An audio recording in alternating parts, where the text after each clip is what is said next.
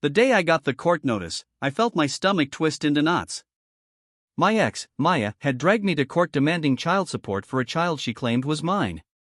We had broken up 2 years ago, and she had recently resurfaced, suddenly claiming I had a son I didn't even know about. I read the papers again, trying to make sense of it. Her son, Alex, she said, was 3 years old. Timing lined up perfectly with the last month we had been together. My chest tightened. Was it possible? Could I really be the father?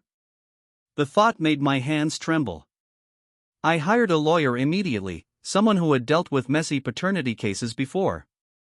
While the legal process started, I decided to dig a little on my own. Something about Maya's sudden aggression didn't sit right. She had always been manipulative, the kind who could spin the truth until everyone around her believed her. But I also knew this: if there was even a hint of truth to her claim, I wanted to own it. The court hearing came, and the judge, after listening to the preliminary arguments, ordered a DNA test. The process was clinical, cold, and official. I clenched my fists as they swabbed my cheek and then Alex's. Maya watched with a smug expression, as if she had already won. She whispered something to the judge about how responsible fathers couldn't hide from their duties. My lawyer gave me a reassuring nod, but I could see he was as uneasy as I was. The days waiting for the results were unbearable. I barely ate, barely slept, my mind spinning through scenarios. I imagined being forced to pay support for a child that wasn't mine. I imagined having to bend over backward for someone who had spent years playing with my emotions. And then, I imagined the relief if it turned out I wasn't the father. The anticipation was like being trapped in a slow, suffocating tunnel. Finally, the call came. My lawyer was on the line, voice calm but tinged with satisfaction. The results are in. The DNA test confirms you are not the father. I felt an immediate wave of relief, but it was mixed with something else: anger, sharper than I expected. Maya had lied, trying to trap me, trying to manipulate the law and my sense of responsibility. My hands shook as I listened to my lawyer outline the next steps. I could countersue her for false claims, for emotional distress, for trying to ruin my reputation. Every ounce of betrayal and humiliation I felt surged back tenfold. Court reconvened, and this time, the atmosphere was different. Maya walked in with a smug confidence that quickly faded when the judge reviewed the DNA results. Her eyes widened, and her lips parted as if to speak, but no words came. The judge, his voice firm and cutting through the tension, declared, "The plaintiff's claim is dismissed. Furthermore, the court will consider legal action for filing false claims against the defendant." I watched Maya shrink under the weight of exposure.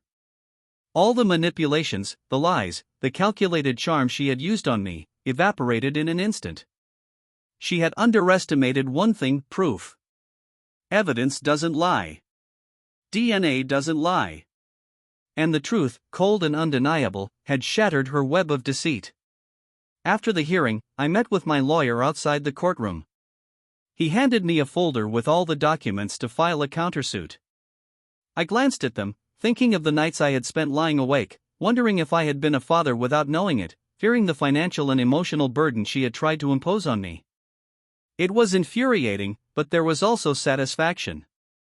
Finally, justice, slow but absolute, had found its path. Over the next few weeks, Maya tried to save face, posting vague social media updates about fighting for what's right, but anyone who read the news stories about the DNA test could see the truth. Her lies had been laid bare for everyone to see. Mutual friends, some of whom had silently doubted her all along, stopped messaging her for sympathy. Her credibility evaporated almost overnight. I, on the other hand, felt a mixture of vindication and exhaustion. It had taken months of stress, anxiety, and emotional turmoil to reach this point, and the scars lingered. But there was also clarity.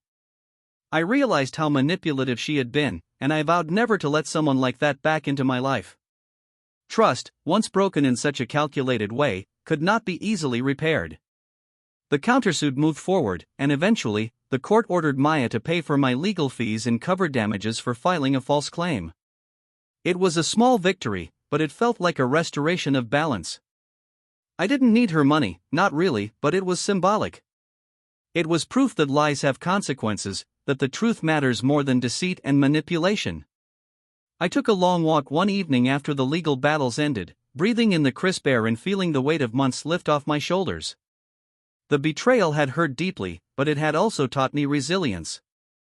I realized that life doesn't always follow the script you want, but it does have a way of revealing truth in the end. Maya's attempt to drag me down had failed spectacularly.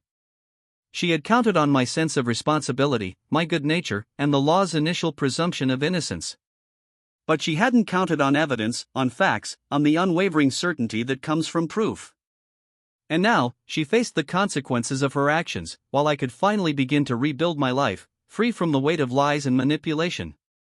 In the end, I learned an important truth: betrayal might shake you, lies might frighten you, but truth always finds its way. And when it does, it doesn't just expose, it empowers. I had been wronged, yes, but the exposure of her lies gave me something far more valuable than revenge: clarity, freedom, and the knowledge that I could never be forced into a role that wasn't mine. As I closed the folder containing the DNA results and court documents, I felt a sense of finality. The chapter with Maya was closed. The lies had been shattered, the truth had triumphed, and I could finally move forward without fear, without doubt, and without the shadow of a claim that had never been mine. The truth had set me free.